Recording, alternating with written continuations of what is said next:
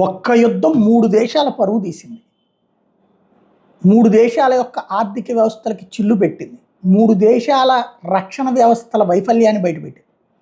భారత్ పాక్ యుద్ధంలో పాకిస్తాన్ చేతికి ఇవ్వబడినటువంటి F-16 యుద్ధ విమానాలు భారత్ చేతుల్లో సర్వనాశనమైనవి. JF-17, JF-10 చైనావి భారత్ చేతిలో తుత్తునీలైన. టర్కీ డ్రోన్లు భారత్ చేతిలో నాశనమైనవి.